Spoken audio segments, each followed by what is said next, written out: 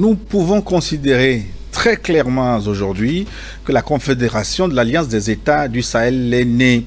Déclaration à Niamey du chef de la diplomatie malienne, Abdoulaye Diop, à la suite de l'adoption des textes fondateurs de la Confédération des trois États. Burkina, Mali, Niger. Que signifie donc ce regroupement et quelle est son importance dans le contexte de repositionnement géopolitique en Afrique? 90 minutes pour en parler avec au plateau deux de nos meilleurs consultants. J'ai l'honneur et le plaisir de vous inviter aujourd'hui. Maître Éric Emmanuel Sosa. Bonjour maître. Bonjour Gilles. Bon retour après un long voyage. Merci beaucoup. Je crois que vous avez fait le tour de Nouméa aussi, ma foi. Nouvelle-Calédonie. Plus loin qu'ailleurs. Et toujours si près de nous. Maître Éric Emmanuel Sosa est avocat au barreau de Lomé, en compagnie de lui, l'inamovible Sogoyou Kegewe. Excellence, bonjour. Bonjour Gilles, bonjour à nos amis téléspectateurs. Je ne sais pas pourquoi notre ami Iréa Nouméa ou la France est en pleine reconquête coloniale, à moins qu'il aime la colonisation. Peut-être pour défendre aussi les droits de... Les Kanaks. Mais forcément, ils ont besoin d'être défendus. Est-ce qu'ils sont défendables, les Kanaks? Nécessairement, ils sont défendables. Et il est toujours plus agréable d'être du côté des opprimés que des oppresseurs. Les Kanaks, c'est comme l'AES. Tu aimes parler de l'AES, c'est le cas des Kanaks. Ils veulent un peu d'indépendance, c'est tout. Ils n'ont pas demandé plus. On envoie les militaires les mater parce que ce qui réclament, est-ce que ce n'est noirs. pas quelque peu antidémocratique parce qu'ils estiment que la réforme est en cours. Pour voter, nous doit tenir compte que des Kanaks, ceux qui ont été installés dans le pays depuis 10 ans, on leur refuse le droit de vote. Est-ce que ce n'est quand même pas... Depuis quand le délai avant le vote a été donné, on a fait exprès et au bout de 10 ans, on a importé tellement de Français en Kanaki que on est sûr maintenant que l'option coloniale va gagner. Et on dit élection, et quand un Kanak dit non, c'est pas ce qui était convenu, on le tue. On les tue, c'est tout. C'est démocratique. C'est la théorie du remplacement en exécution. Écoutez, oui, elle est mise en œuvre froidement avec les moyens politiques les plus cruels, mais c'est ainsi que l'histoire a toujours fonctionné. Nous autres peuples noirs avons toujours subi la force brutale, sous les habits du droit, et à chaque fois on nous a imposé des faits qui n'étaient pas les nôtres, on nous a imposé des systèmes de pensée qui n'étaient pas les nôtres, et on a voulu que les Kanaks dépouillent de ce qui fait leur identité en se dissolvant dans quelque chose qu'on a pensé pour eux comme étant un avenir commun possible avec des gens qui pendant tout le temps les ont méprisés et les ont suppliciés. Pour refermer rapidement cette parenthèse, parce que c'est venu de façon improviste, quand même, parler au XXIe siècle, en 2024, de colonie de notre pays, ça continue pour la France, en Amérique, en Afrique, en Océanie, mais aux yeux, vu au sud de tout le monde, est-ce que c'est pas dérangeant cette affaire? Non, c'est pas dérangeant. C'est la France, pays des droits de l'homme, qui est le pays colonisateur aujourd'hui. Il n'y a pas de colonie anglaise, portugaise, britannique, espagnole. Il n'y en a pas. C'est la France, pays des droits de l'homme, qui maintient les gens sous sa botte et qui a des colonies partout. Tu vas à Mayotte, tu vas en Nouvelle-Calédonie, tu vas même dans les Antilles, Martinique, en Amérique, la Guyane française, c'est des colonies françaises où les gens sont martyrisés. Il faut voir ce qui se passe en Calédonie dont on parle. C'est-à-dire que les Calédoniens n'ont droit à rien. Même les commerces, ils n'ont droit à rien. Donc c'est la colonie pure et dure, même pire que ce qui se faisait en Afrique. Et quand des pays courageux comme l'AES veulent s'en sortir, il y a de vieux clowns qui veulent les ramener à la colonie française dans la CEDEAO. Est-ce que vous pouvez comprendre des choses comme ça? Ils n'ont qu'à voir ce qui se passe en Nouvelle-Calédonie pour voir si vraiment la colonisation française est encore de mode. Voilà. Il faut coller un procès à ceux qui continuent d'être colons. Écoutez, l'histoire fera les procès qu'il faut. Mais dans tous les cas, c'est vrai que ceux qui oppressent avec une telle brutalité parce qu'ils ont la force politique à leur disposition auront toujours tort devant l'histoire. Et entre parenthèses, le seul pays qui appelle à arrêter la violence contre les Kanaks, c'est la Russie. Voilà. C'est la Russie qui appelle. Et maintenant, quand les Kanaks vont dire les Russes c'est nos amis, on dit non, on les a corrompus. Que c'est la propagande. Vous savez, mais vous nous tuez, le seul qui nous protège, il est normal qu'on se réfère à lui. Sans faire de parallèle exagéré, ce que vivent les Kanaks est à peu près équivalent à ce que vivent les Gazaouis à Gaza. Voilà. C'est à peu près la même chose. L'histoire de la Nouvelle-Calédonie peut tout à fait être lue en parallèle avec l'histoire de la Palestine. Mais bon, ça c'est un autre débat. C'est pourquoi à Gaza, on voit la France est de quel côté? À Gaza. En Palestine, il y a une teinte religieuse peut-être qui fait la différence avec la Nouvelle-Calédonie. Ici, elle est purement raciale. Parce qu'en Palestine, ce sont tous des sémites. En Nouvelle-Calédonie, il y a les Kanaks et les Caldoches. C'est la différence. Nous aurons l'occasion de relancer ce débat. Le temps de revenir sur notre sujet du jour Afrique. La Confédération des États du Sahel est bien née. C'est Abdoulaye Diop qui le dit, le ministre malien. Si vous nous suivez en direct, c'est l'occasion de contribuer à ce débat, parce que vous en avez la possibilité. Dans la seconde partie, nous allons relayer vos contributions via WhatsApp. Je vous rappelle le contact, plus 228 96 08 43 08 08. On va le rappeler plus tranquillement, 228 96 08 43 43 pour nous écrire. Si vous nous suivez en différé à travers notre chaîne YouTube, c'est le moment de soutenir cette émission, protégez-la en l'aimant avec le pouce. Oui, likez cette émission et puis abonnez-vous à notre chaîne New World TV pour recevoir nos programmes quand ils sont diffusés. Et dernière chose, partagez New World Forum pour maintenant porter loin la voix de cette Afrique qui change, la voix de cette Afrique qui veut parler d'elle-même. Alors, chers consultants, le Mali, le Burkina Faso, le Niger, les trois pays ont réussi, après avoir formé une alliance, à nouer maintenant une confédération dont les textes ont été adoptés à Niamey il y a 2 jours.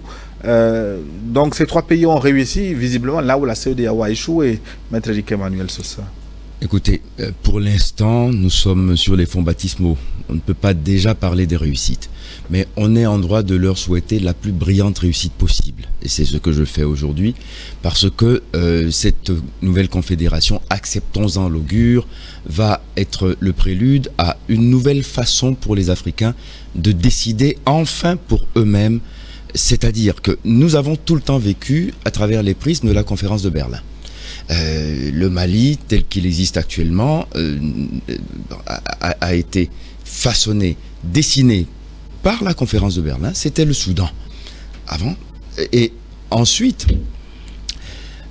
la CEDEAO, très sincèrement, elle avait de belles ambitions. Elle a raté ses objectifs pour des questions purement politiques et je dirais pour des maladresses politiques plutôt que des questions d'intérêt politique bien pensées.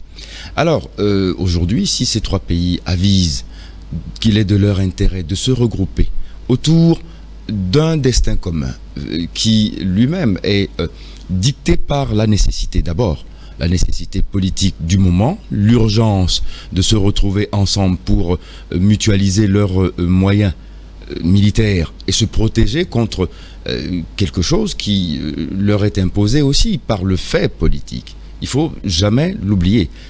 Quand je parle du fait politique, c'est-à-dire que ce sont des forces étrangères qui ont imposé les contours de ce qu'on appelle le djihadisme qui est devenu une menace contre l'intégrité territoriale de terrorisme.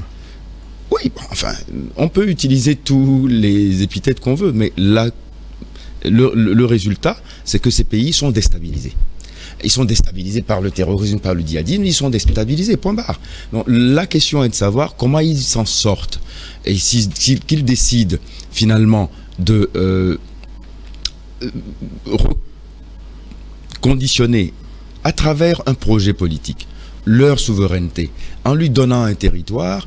Je ne peux que accompagner de mes voeux le projet et dire nous attendons de voir Comment est-ce qu'ils vont l'articuler? Parce que le texte n'a pas encore été rendu disponible. Nous le verrons et on appréciera quels sont les contours juridiques qui lui sont donnés. Et à ce moment-là, on pourra discuter les technicités de la Confédération. Est-ce que c'est un État confédéral? Quelles sont les institutions qui vont le composer? Et comment est-ce que la répartition des rôles se fera entre 3 exécutifs qui décident de se mettre ensemble et de mutualiser leurs moyens militaires principalement, mais aussi avec des implications sur le plan politique, économique, etc. et monétaire. C'est surtout à ces niveaux-là que je veux voir comment la chose va évoluer. Maître Emmanuel Sosa a affiché une prudence qu'on peut comprendre. Vous aviez applaudi déjà la naissance de l'Alliance des États du Sahel. Mais maintenant, la Confédération... La Confédération est née. Elle a été annoncée par le ministre Abdoulaye Diop. Je n'émets aucun doute parce que ce n'est pas des rigolos. Les ministres, ils sont déterminés et leurs chefs d'État sont encore plus déterminés. Et il n'y a pas de raison d'aller solliciter encore la colonisation française chez la CEDEAO. Parce que s'il n'était pas en voie de réussir, la CEDEAO ne s'agiterait pas comme elle le fait actuellement. Le pauvre Diomaye Faye, que nous avons tous applaudi, il devient le démarcheur numéro 1 de la CEDEAO pour esclavagiser encore les pays de l'AES. Il a dit CEDEAO réformé. CEDEAO ne peut pas être réformé parce que CEDEAO ne cessera pas de recevoir les ordres de Paris. Quand un chef d'État français dit « Je vais appeler le chef de la CEDEAO et lui dire comment il faut sanctionner le Mali » et ça a été fait selon sa volonté, personne n'est assez naïf pour retourner dans ce schéma-là. On n'invente pas, on dit des choses que nous tous nous avons vécues. Donc la CEDEAO est née pour, on dit, quand on se met ensemble, c'est pour être fort. Hein? On s'unit pour être fort. La CEDEAO a uni 16 États pour être fort. Contre qui nos États doivent être forts? Contre ceux qui nous oppriment et nous exploitent depuis des siècles. Maintenant, la CEDEAO évolue bien. Et jusqu'à 1991, il y a des félons qui ont vendu la CEDEAO à la France. Et ça donne aujourd'hui ce que ça donne. Ceux qui ont vendu la CEDEAO à la France, ils vont faire quoi? Remettre l'argent à la France? Parce que quand tu payes quelque chose, tu l'utilises. Si tu payes une maison, tu habites dedans. Bon, moi je n'ai pas encore vu le reçu de cette achat. Oui. Tu vois ce qui se passe. Donc ils ont vendu la CEDEAO à la France, que ce soit contre l'argent comptant ou contre autre faveur. Ils ont vendu la CEDEAO à la France. Les 3 pays ont eu l'esprit héroïque et le courage de quitter cette merde. Ils ont quitté. Et chaque fois que j'entends parler du retour de l'AES dans la CEDEAO, je dis mais les gens, ceux qui disent ça, ils sont inconscients. Ils ne se rendent pas compte de ce qui se passe. Parce qu'on ne peut pas envoyer des terroristes, des soi-disant terroristes, massacrer des populations dans le Sahel juste parce qu'on veut couper des zones minières. Et après, on vient nous dire non, il faut retourner dans la CEDEAO réformée. La CEDEAO ne va jamais réformer quoi. Dans ce cas, elle n'a qu'à se réformer. Et c'est là un comportement enviable, désirable, acceptable. C'est en ce moment que les pays de l'AES vont dire bon, maintenant vous êtes à un niveau qui nous intéresse, on peut venir travailler ensemble. Parce que le problème de l'AES, ce n'est pas de rejeter les autres de la région, mais c'est de rejeter tous les esclaves et marionnettes dont on tire les ficelles. C'est eux que l'AES veut quitter. Maintenant, si on coupe les ficelles, il n'y a pas de marionnettes, il n'y a pas de marionnettistes, mais l'AES est chez elle en Afrique de l'Ouest et elle sera toujours chez elle et saura comment s'intégrer pour qu'on forme vraiment un ensemble. Les pères fondateurs, les Gnassingbé Yadema du Togo et les Yakubu Gowon, tous les autres, quand ils ont fondé la CEDEAO, c'était pour qu'on soit ensemble. Ce n'est pas pour qu'on aille vendre la CEDEAO à la France, qu'elle vienne martyriser les populations avec des sanctions iniques, des sanctions sauvages, des sanctions barbares, dans lesquelles il n'y a ni droit de l'homme, ni démocratie, ni liberté d'expression. Maître Sosa, donc clairement, comme l'ambassadeur laisse croire, ce regroupement de l'AES, ce n'est pas en faveur de la CEDEAO. Incontestablement pas. Ça peut pas être en faveur de la CEDEAO parce que bon, effectivement, elle se retrouve rognée dans son influence politique et géographique. Donc la CEDEAO ne peut absolument pas trouver quelques bénéfices à l'opération. Et maintenant, bon, faut-il s'en féliciter? D'une certaine manière, oui, parce que la CEDEAO mérite, en fin de compte tenu de son comportement politique, de subir cette scission. On dirait qu'elle l'a voulu en quelque sorte. Elle l'a provoqué en agressant ces États, en se comportant avec elle comme en fait une force impérialiste finalement. Parce que imposer des sanctions qui n'ont aucune justification légale, imposer justement à ces populations des brimades finalement, des privations indéfendables, ça n'a fait que repousser ces États dans, disons, une sorte de rebut de la CEDEAO.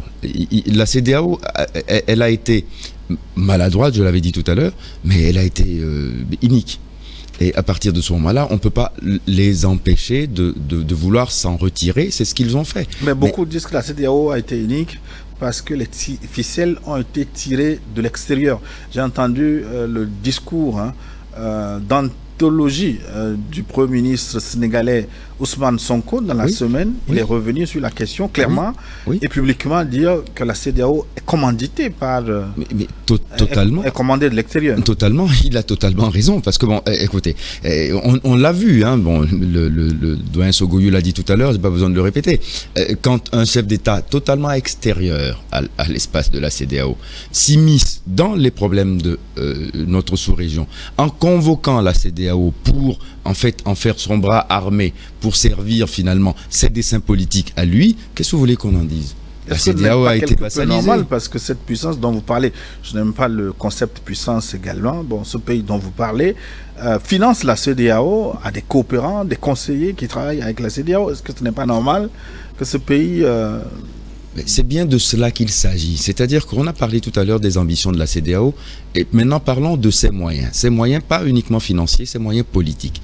Quels sont les moyens politiques que la CEDEAO se donne pour, dans son espace, être maître de sa souveraineté? C'est là le problème. C'est-à-dire qu'en fait, avoir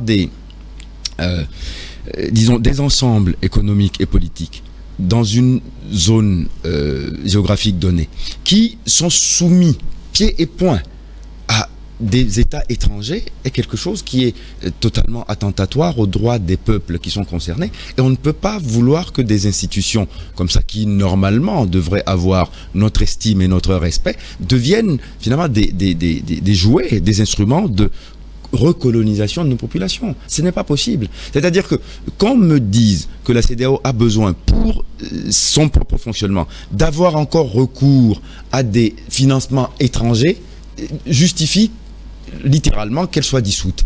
Parce que ça ne sert à rien de venir proclamer des souverainetés de pacotille dont on n'a pas les moyens. Vous savez, Nietzsche disait l'ambition dont on n'a pas les moyens est un crime.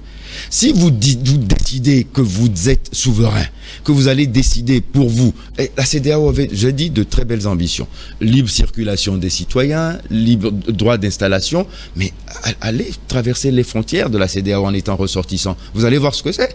Donc finalement, ce sont des pétitions de principe qui n'ont jamais reçu d'application réelle dans la vie des gens. Alors, cette institution, elle est devenue inutile parce que aujourd'hui, on n'en voit absolument aucun bénéfice sur le terrain. Il se passe des choses sur le plan politique dans des États de la CEDEAO qui sont totalement indéfendables. Et la CEDEAO les défend.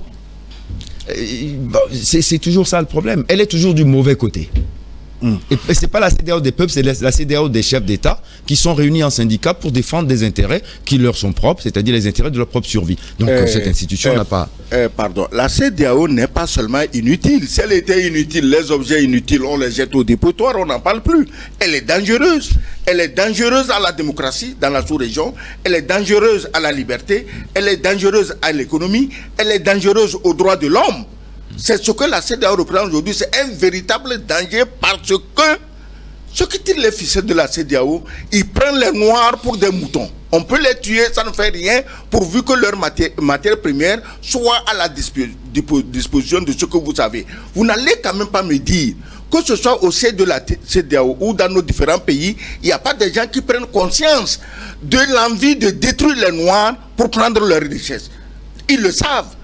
Alors, maintenant, s'ils vont, tu as dit tantôt que circulation des biens et des personnes, mais ceux qui tirent les ficelles ne peuvent pas encourager ça, parce qu'il faut qu'on nous laisse dans une situation où à tout moment, on peut créer des guerres entre nous. Regarde le spectacle lamentable qui est en train de se passer entre le Niger et le Bénin. C'est triste, c'est lamentable que des gens qui se disent de la CEDEAO se livrent à certaines actions inspirées de l'aspect colonial le plus vil qu'est l'esclavage. Mais c'est terrible. Donc la CEDEAO... En même temps, n'exagérons pas, on ne va pas mettre sous la coupole de la CEDEAO la décision du président béninois. Non, attends, là tu commets une erreur, c'est la CEDEAO qui a poussé Talon. Quand même, mettons les choses à leur place. C'est la CEDEAO qui a dit qu'on va attaquer le Niger. Talon n'a fait qu'avoir la diarrhée plus rapidement que les autres. Ah, on va aller, on va attaquer, on va... C'est l'erreur de Talon. Sinon, Talon appliquait ce que la CEDEAO a décidé. Non, moi je parlais de la fête du pipeline.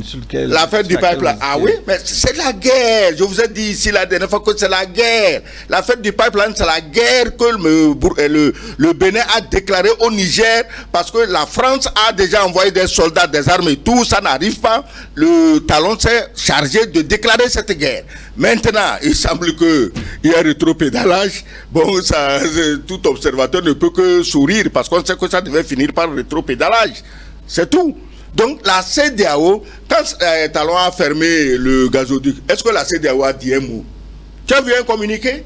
Non. Parce que Talon agissait selon leur programme à eux, dicté par Paris. La CEDEAO n'a rien dit. Talon peut condamner 26 millions de Nigériens à la famine, comme il l'a déjà fait. Avec la fermeture des frontières, on ferme le gazoduc pour qu'il n'ait pas l'argent. Mais la CEDEAO, elle applaudit tranquillement. Mais est-ce que la CEDEAO devait réagir à tout? Parce que c'était une affaire d'abord commerciale entre trois États, on va dire, ou deux. Mais c'est là le problème. C'est là le problème. Si la CEDEAO jouait son rôle, elle était immédiatement en devoir de proposer sa médiation pour régler ce problème. Parce que c'est un problème qui se passe dans son espace juridique et politique. Avec des conséquences économiques. Et surtout, si vous voulez, c'est l'une des raisons pour lesquelles la CEDEAO hésite, c'est-à-dire que permettre dans son espace que les États s'entraident. Vous vous rendez compte? Ils ont dit quoi? Rien du tout. On n'a eu aucun commentaire, pas même, ne serait-ce que du bout des lèvres, faire un communiqué pour ne serait-ce que condamner ou appeler à l'apaisement. Non, ça veut dire que Talon, avant de décider, a eu le OK de la CEDEAO. C'est tout. Ça, on saurait le dire sur ce plateau. Ah oui. Parce que si Talon n'avait pas le OK de la CEDEAO aurait réagi. Maintenant, pourquoi la construction de cette confédération est allée si vite selon vous? On est d'abord passé par l'Alliance, ensuite la confédération. Est-ce que cette vitesse grand V là, c'est l'urgence. C'est l'urgence parce que figurez-vous quand même que les trois pays sont actuellement dirigés par des régimes transitoires. Et dans un régime transitoire, il faut à chaque fois donner les perspectives.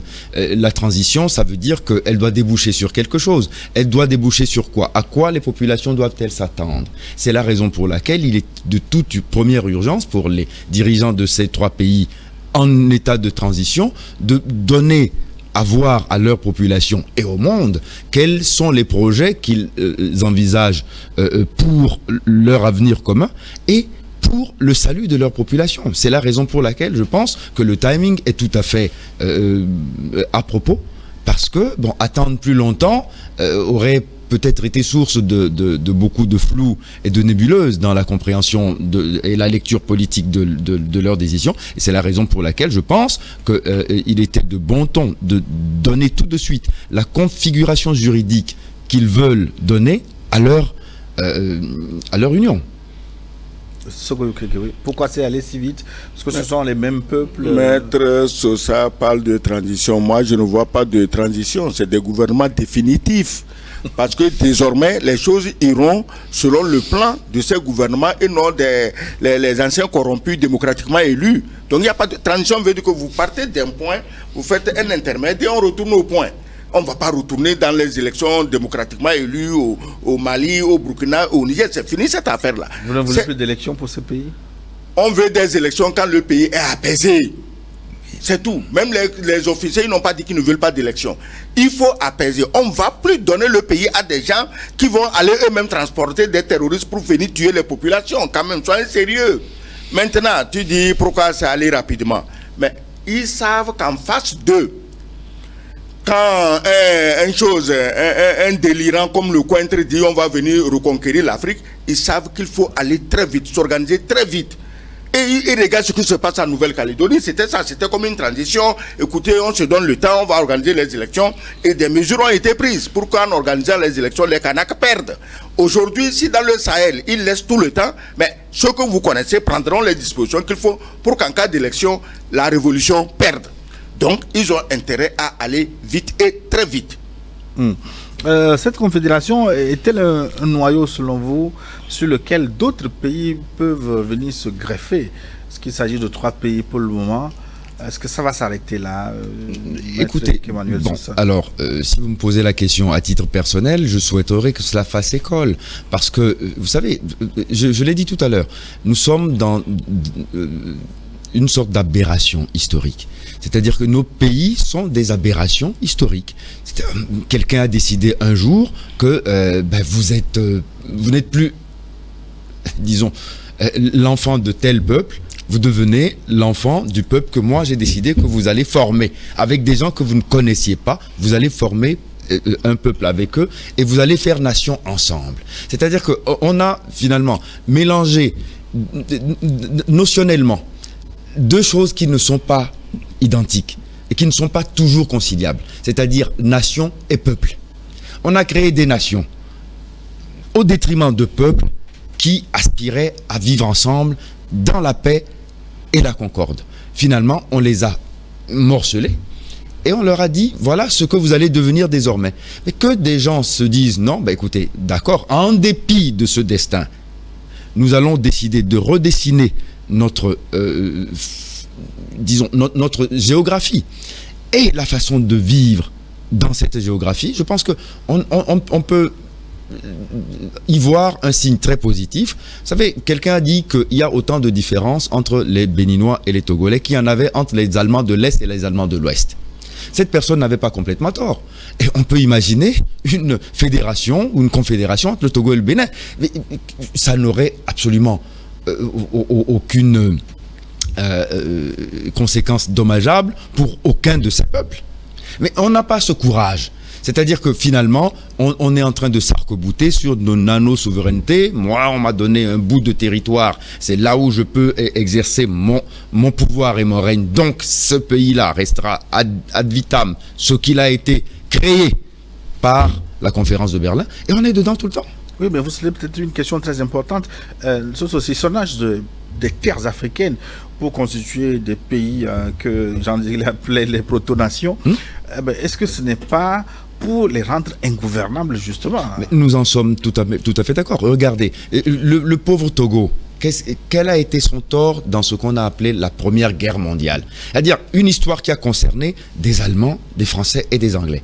Nous, on est venu nous amputer 33 000 km². Absolument. Au nom de ce qu'ils ont appelé leur intérêt politique du moment, c'est-à-dire la SDN a décidé qu'il fallait punir l'Allemagne, et on punit l'Allemagne au détriment des Togolais. Vous vous rendez compte un peu? C'est-à-dire des gens qui sont extrêmement loin de nous, mais on nous a fait croire que nous faisions nation avec la France, avec l'Angleterre. Et probablement aussi avec l'Allemagne. Voyez-vous? C'est ça ce dont je vous parlais tout à l'heure. Écoutez, non. C'est une tradition établie. Regardez, aujourd'hui, l'Occident veut punir les Russes en massacrant les Ukrainiens. Donc hier, on veut punir l'Allemagne en coupant le Togo, en saucissonnant le Togo. C'est une habitude. Ils n'ont pas perdu le réflexe. On va punir quelqu'un en faisant plutôt mal à l'autre. C'est ça. Donc, nos pays, s'ils veulent se retrouver, ils vont le faire volontairement, comme le font aujourd'hui les 3 pays de l'AES. Écoutez, nous avons le même destin, nous avons les mêmes ennemis, nous avons les mêmes problèmes, nous avons les mêmes peuples, mettons-nous ensemble. Le jour où le Togo et le Bénin comprendront qu'ils ont les mêmes problèmes, les mêmes peuples, peut-être ils feront une proposition à l'amiable de se mettre ensemble.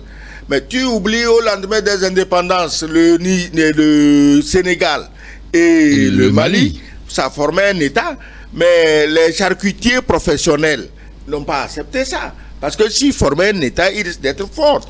On a découpé, et comme ils ont coupé, séparé Mali et Sénégal, ce n'est pas suffisant, ils sont allés chercher des tronçonneuses pour couper le nord du Mali, pour donner aux autres. Donc la logique est là, elle n'a pas changé. Non, moi, ce qui m'étonne, c'est que les Noirs oublient toujours. Les autres sont cohérents. Ils mènent une politique de cohérence en Afrique. Nous, les Noirs, oublient toujours. Et dans un pays, il suffit qu'il y ait changement de régime. On ne se pose même pas la question de savoir ce qui est passé hier. Celui qui vient d'arriver aujourd'hui, il se prend pour un champion et il fait à sa tête, sans demander à ceux qui sont partis, quels sont les problèmes que vous aviez et comment on peut aider à les résoudre. Non. Ça me plaît beaucoup que vous parliez de la Fédération du Mali à l'époque, parce que en fait, pour y arriver, il a suffi de créer la zizanie entre Mamadou Dia et Senghor. Et c'est fini. Ça a suffi pour faire exploser ce projet magnifique qui aurait aujourd'hui eu des bénéfices très importants et qui aurait fait école. C'est la raison pour laquelle je dis on doit accompagner de tous nos voeux la réussite de cette confédération des États de l'AES. Mon hypothèse, si on enlevait les doigts de l'étranger dominateur de nos pays, j'ai comme l'impression que cette confédération se ferait tout naturellement et très vite, comme le cas de l'AES aujourd'hui, Maître Éric Emmanuel. Absolument, parce que et finalement, posez-vous bien la question, mais à chaque fois que vous posez la question, c'est que vous y répondez vous-même. Mais attendez, qui a intérêt à ce que les Africains soient unis? Les Africains. Les Africains. Ce sont eux qui ont intérêt à être unis entre eux. Maintenant, cette union, à votre avis, qui elle peut désavantager? Vous avez répondu à la question. Parce que le jour où, on le dira tout le temps, mais après ça devient la palissade, d'évidence, les Africains unis seront infiniment plus forts et seront finalement difficiles à dominer. C'est ça le problème. Que beaucoup d'Africains ne comprennent pas. Donc toutes les fois que deux pays africains s'unissent, moi je dis bravo. C'est vrai, nous parlons de la CEDEAO, nous condamnons, mais ayons l'honnêteté de dire que tous les dirigeants de la CEDEAO ne s'étaient pas retrouvés dans la nasse de Macron. Il y a quand même des dirigeants de la CEDEAO qui ont dit attention, les sanctions, ce n'est pas les présidents, ce n'est pas les putschistes, c'est leur peuple. Mais ils n'en ont qu'une, ils s'en foutent. C'est quoi le peuple? On veut les richesses minières du Liptako Gourma et tu viens nous parler de peuple de singes, des Noirs. Mais les Noirs, on les tue. On a envoyé maintenant en Kanaki pour tuer les Kanaks. Les Noirs, on les tue. La seule façon de régler les problèmes, pour les Blancs, leur seule façon de régler le problème avec les Noirs, c'est de les tuer. Alors, donc, aujourd'hui, tu poses la question, mais je dis ceci. La CEDEAO ayant tout raté, nous attendons que l'AES réussisse et c'est plutôt à la CEDEAO de rejoindre l'AES. Ce n'est pas le contraire. Il n'y a pas question que l'AES rejoigne la CEDEAO. Justement, dans un discours prononcé à Dakar devant Jean-Luc Mélenchon au cours de la semaine, Ousmane Sonko, le Premier ministre du Sénégal, a dit ceci: nous n'allons pas lâcher l'AES. Quelle est la portée de ce soutien selon vous? Ousmane Sonko, je crois qu'il reste cohérent. Le gars n'était même pas président. Non seulement ça, il était en prison. Mais il avait le courage de dire, moi si je viens au pouvoir, je vais envoyer l'armée soutenir les Maliens. Heureusement aujourd'hui, les Maliens, l'armée malienne peut se défendre elle seule. Elle a les équipements pour se défendre. Imagine-toi qu'au temps où l'OTAN, l'ONU, la France, tous les pays occidentaux étaient au Mali pour soutenir les Maliens, et ben les Maliens, les soldats maliens allaient à la guerre, un fusil pour 7 soldats, et le fusil, le chargeur avait 30 balles. C'est ce qu'on raconte. Bon, voilà. Maintenant que Sonko est venu, on ne lui demande plus d'envoyer l'armée au Mali. Mais il a intérêt et il a raison de dire qu'il va soutenir l'AES. Pour moi, qu'on le dit, on n'a même pas besoin de le dire. Aujourd'hui, le Sénégal est un pays membre de l'AES. C'est tout. Maintenant, pourquoi on s'appuie sur le Sénégal avec le jeune président Diomaye Faye va dire à l'AES de revenir dans le giron de la CEDEAO. Vous trouvez quand même, si on fait un concours d'idiotie, dans toute l'AES, ça fait au moins 70 millions d'habitants, le concours du plus idiot, et on arrive à choisir le plus idiot, vous croyez qu'il accepterait de retourner dans la CEDEAO? Non. Qu'est-ce que la CEDEAO a d'attrayant? Qu'est-ce qu'elle a à offrir? Moi, j'aurais aimé demain ou en quittant ici, prendre ma voiture, aller traverser à Flao, aller à Accra, aller traverser Ilakondi, aller à Cotonou, aller traverser Saint-Cassé, aller à Ouaga. C'est pas possible. Je vais subir tellement de tracasseries que mon envie de voyager va disparaître d'elle-même. Donc la CEDEAO n'a rien foutu, elle n'a rien apporté à part les décisions politiques dictées de l'extérieur et l'économie qui était l'arme. C'est-à-dire que était le point focal de la CEDEAO. La CEDEAO, l'économie est utilisée aujourd'hui comme des gourdins pour taper sur la tête de tout Africain qui veut tant soit peu un peu de liberté. Maître Oussa, Ousmane Sonko dit qu'ils ne vont pas lâcher l'AES. C'est un soutien visible. Le Togo aussi, sans rien dire, hein, on ne va pas se cacher, on va se débiner, quand même sympathisant de l'AES. En tout cas, facilite beaucoup de choses pour ces pays de l'Interland. Et ça veut dire que cette confédération, elle a vocation à s'élargir dans le futur. Je l'ai dit tout à l'heure, c'est ce qui est souhaitable. Vous savez, c'est pas moi qui l'ai dit, ça c'était le président Wade, Abdoulaye Wade, lorsqu'il était candidat. Il avait dit une chose, il était candidat à son deuxième mandat. Il avait dit une chose, qu'en tant que chef d'État africain, il ne voit aucun inconvénient à être simplement gouverneur. C'est-à-dire pas président, mais gouverneur. C'est-à-dire que l'OUA, elle soit finalement une entité juridique qui coiffe tout, c'est-à-dire comme les États-Unis, et chaque chef d'État des 54 États étant un gouverneur qui travaille suivant des directives données par un chef d'État africain. C'est-à-dire, regardez, les États-Unis, c'est quand même 50 États. Et ce pays est très fort, il est le premier, la première économie, la première armée du monde. Et on nous dit que nous serons forts en étant subdivisés en des nano-États avec des souverainetés racornies et dépourvus de moyens. Et que c'est comme ça que nous allons nous développer et que nous serons finalement les compétiteurs de grandes entités comme l'Inde, la Chine, les États-Unis, la Russie, etc. La Russie aussi est une fédération. Est-ce qu'on ne peut pas être petit et fort? Donnez-moi un exemple. Israël, par exemple. Attendez, Israël n'a de force qu'à l'intérieur de ses frontières. Est-ce que Israël a des velléités de conquête? Est-ce que vous connaissez, vous utilisez des véhicules fabriqués en Israël? Non. Israël a des brevets, c'est l'un des pays qui crée le plus de brevets au monde, mais dans des domaines scientifiquement très pointus. Mais Israël n'a aucune vocation à l'expansionnisme. Israël n'a aucune envie politiquement d'imposer en dehors de la Palestine son pouvoir sur ses voisins, pas même la Jordanie. Donc, non, soyons sérieux. C'est un petit État, comme le disait De Gaulle, dominateur, certes, mais c'est un petit État qui est biberonné par les États-Unis. Israël seul n'aurait pas les résultats qu'il a.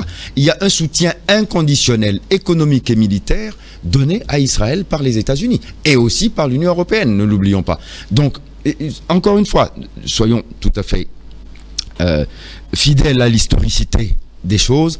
Israël a été créé par une décision politique et ceux qui sont ses parrains ont juré de tout faire pour assurer sa sûreté dans un espace géographique où il est minoritaire. Et c'est la raison pour laquelle il y a une pluie d'aide sur Israël. Donc ne prenons pas le cas d'Israël comme un cas possiblement transposable dans d'autres situations. Il n'y a aucun État petit qui soit aussi fort qu'Israël.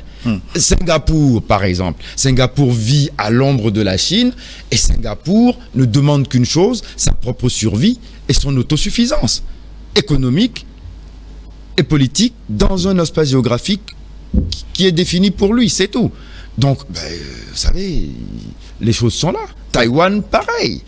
On va conclure cette première partie avec peut-être comment on va dire, une projection ou comment on va l'appeler, on va lire dans les boules du cristal parce que le test fondateur de la Confédération n'est pas encore divulgué.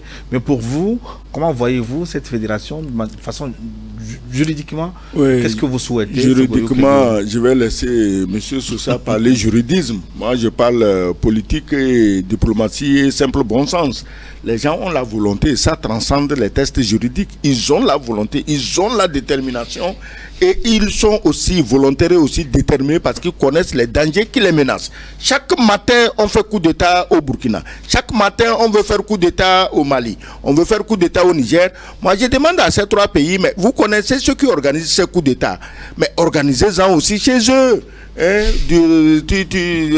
La réciprocité. Si toi tu montes des gens pour assassiner mon président, moi aussi je vais monter des gens pour assassiner ton président. Si vous vous étiez mis dans cette logique de réciprocité, il y a longtemps qu'on aurait arrêté ces histoires de coups d'État contre Traoré, parce que tout le monde a peur de mourir.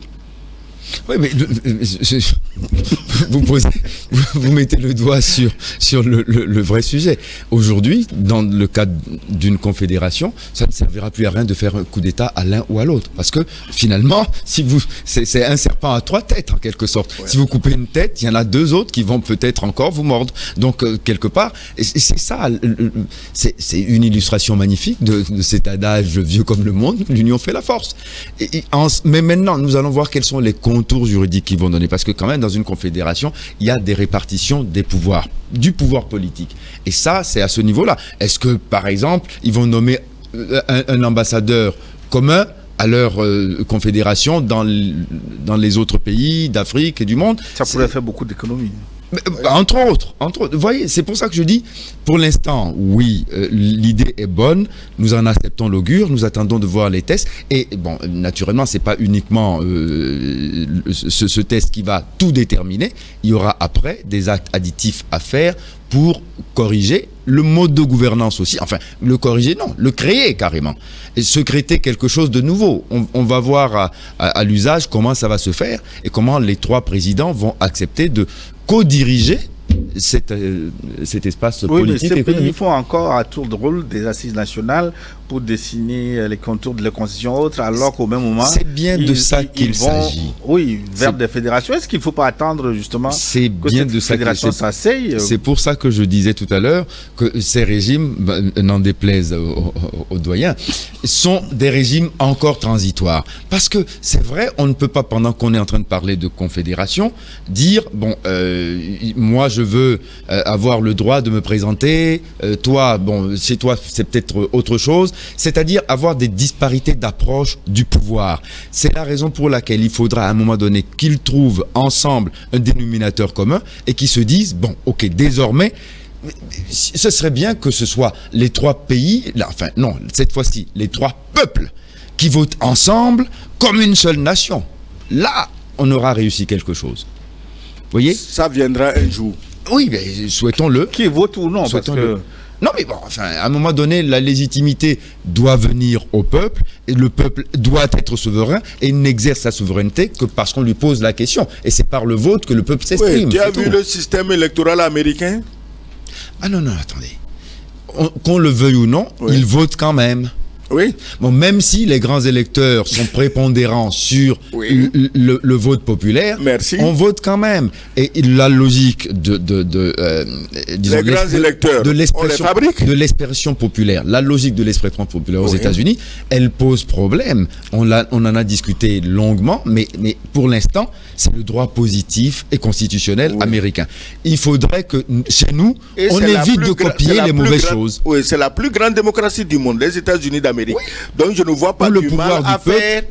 Où le pouvoir du peuple peut être complètement escamoté et capturé. Alors je ne vois pas de honte à faire comme les Américains, puisqu'ils sont reconnus comme la plus grande démocratie. Non, je souhaite qu'on ne répète pas les mêmes erreurs que ce qu'on reproche aux États-Unis. Le système électoral qui fait des États-Unis une démocratie. Il y a le système judiciaire. Il y a beaucoup de choses en jeu. Alors, le système judiciaire américain, parlons-en, parce que est-ce que vous en avez non, mais je suis devenu extrêmement méfiant du pouvoir judiciaire américain, parce que quand vous avez une Cour suprême dont les décisions sont prévisibles d'avance en fonction de l'orientation politique des juges, ce n'est plus une justice indépendante. On a le courage de le dire. Beaucoup de choses à dire là-dessus, vous redonnerez la parole dans la seconde partie de New World Forum parce que là, nous allons marquer une pause. Le temps de rappeler à ceux qui nous suivent en différé que c'est le moment de protéger cette émission. Likez-la, abonnez-vous à notre chaîne pour recevoir le programme et partagez en même temps pour ne pas oublier New World Forum. À tout de suite.